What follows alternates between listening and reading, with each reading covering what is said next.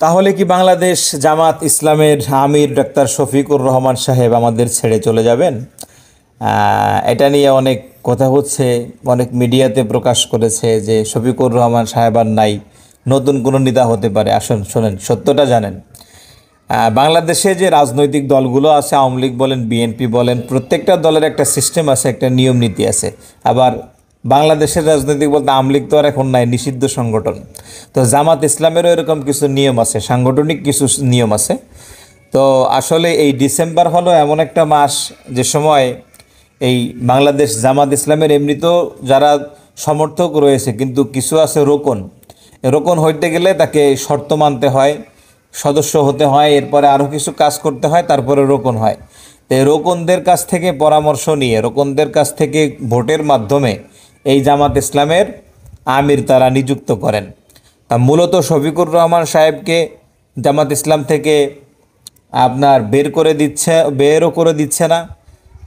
এই যে তার যে একটা মেয়াদ ছিল, তার একটা সময় ছিল জামাতের আমির হয়ে থাকার, এই মেয়াদ হলো আপনার ডিসেম্বর পর্যন্ত।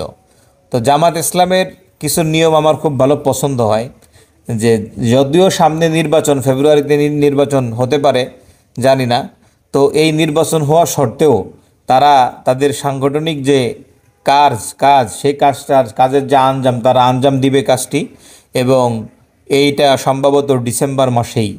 তো এখন যদি সারা দেশের সকল মানুষ বলতে জামাত ইসলাম সমর্থক, তারা যদি চায় যে না, ডাক্তার শফিকুর রহমান সাহেব আবার থাকতেও পারে, আবার যদি তারা চায় চেঞ্জ হতে হবে, তা হতেও পারে। ব্যক্তিগতভাবে আমি তো আর বলতে পারি না কি হবে। তবে রাজনীতির বাহিরে যদি আমি ডাক্তার শফিকুর রহমান সাহেবের কথা বলি, রাজনীতির বাহিরে আমি তাকে যতটুকু চিনি, কারণ রাজনীতি আমি আলোচনা করি না। হ্যাঁ, আমি রাজনীতিই করি না, রাজনীতির আলোচনা কি করব। ডাক্তার শফিকুর রহমান আসলে একজন ভালো মানুষ, একজন ভদ্র মানুষ, একজন শিক্ষিত মানুষ। ওনাকে রেসপেক্ট সবাইকেও করি, ওনাকেও রেসপেক্ট করি, ভালোবাসি।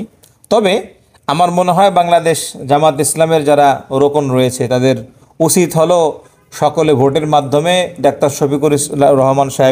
শফিকুল ইসলাম সাহেবকে আবার রেখে দেওয়া।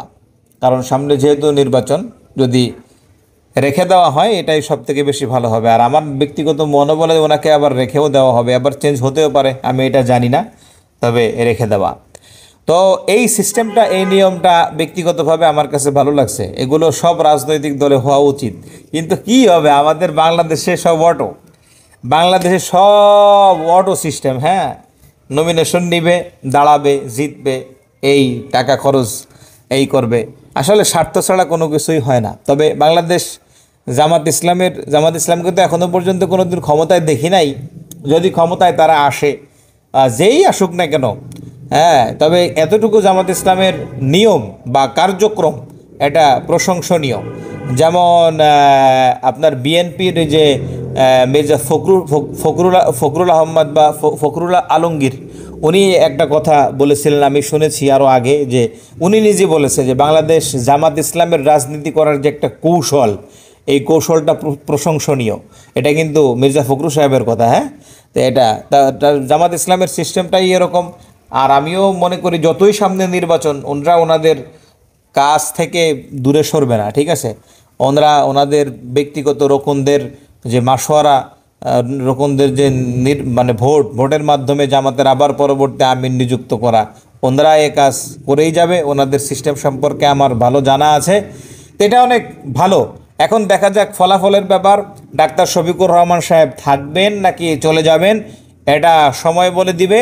আমাদেরকে অপেক্ষা করতে হবে ডিসেম্বর মাস পর্যন্ত। এখন আপনারা যারা যদি জামাতের সমর্থক থাকেন, আপনারা কি বলেন, ডাক্তার শফিকুর রহমান সাহেব কি থাকবে নাকি চলে যাবে? আপনারা কি চান জানাতে পারেন।